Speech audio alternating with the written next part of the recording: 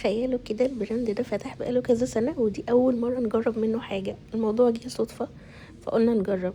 كان في زحمة هناك، حاجة جديدة اسمها المتكندرة، وعندنا في دمياط مش بيصنعوها في الفرع هنا علشان سر الوصفة بتاعتها يعني ما يتسربش وكده، فبتيجي من المصنع الأساسي أو الرئيسي في مصر. ولكم بقى أن تتخيلوا كم الزحمة أو الطابور اللي واقف مستني عربية المتكندرة.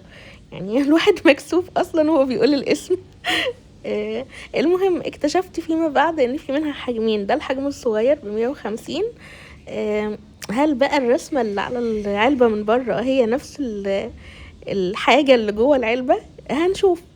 فتحتها مفيش في قلبها الصوص الكراميل او صوص التوفي اللي هو في الرسمة الا على الغلاف.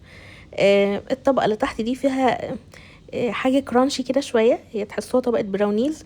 شايفين يا دوب يعني سمكها ما يزيدش عن نص عقلة الاصبع.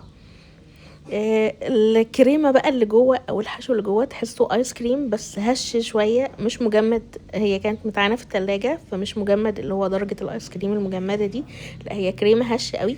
بس تحسوها مسكره شويه، او مفيش فيها طعم الدسم، مفيش فيها طعم اللبن، يعني مفيش فيها طعم غني كده بالقشطه، فاهميني؟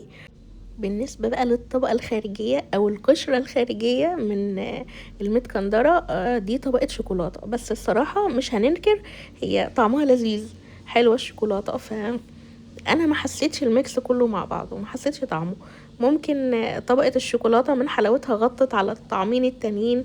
ممكن السكر الزيادة اللي فيها خلى الميكس يعني يطلع في الاخر بطعم الشوكولاتة او طبقة الشوكولاتة الخارجية. مش عارفة، هي الاكل في الاخر اذواق. جاي بقى كمان معاها كده عبوة لوحدها فيها، او علبة صغنطوطة كده لوحدها فيها صوص الكندر.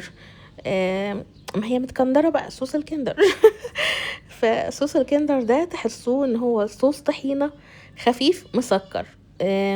في ممكن تحسوا فيه طعم شوكولاتة بيضة متسيحة فيه، لكن هو مش عارفة، حاساه شبه الطحينة خالص، والطعم كله على بعضه الميكس على بعضه مسكر اوفر شوية. انا كده يعتبر وصفت لكم وصف كده مختصر، او الوصف اللي وصلني من المتكندرة. بالمناسبة لو اتعملت في البيت سهلة جدا، هتجيبوا اي قالب تدهنوه بطبقة شوكولاتة، بتسيحوها طبعا مع قطرة زيت كده صغيرة. بالمناسبة الشوكولاتة هنا في المتكندرة طرية شوية، تقريبا الزيت فيها زيادة.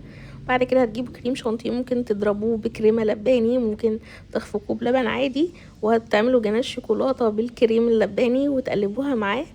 بقى كده عندكم طبقة الكريمة اللي في النص، هتحطوها في التلاجة تبرد شوية، وتكونوا مجهزين طبقة كيك او براونيز، اي كيك انتوا بتحبوه هتحطوه في الاخر على طبقة الكريمة. بعد كده لما بتبرد شوية او تتجمد او تتماسك شوية في التلاجة هتقلبوها، هتبقى القاعدة بتاعة الكيك هي اللي تحت، وفوقها الكريمة وفوقها الشوكولاتة. الطعم بتاعها هيكون غني ولذيذ جدا.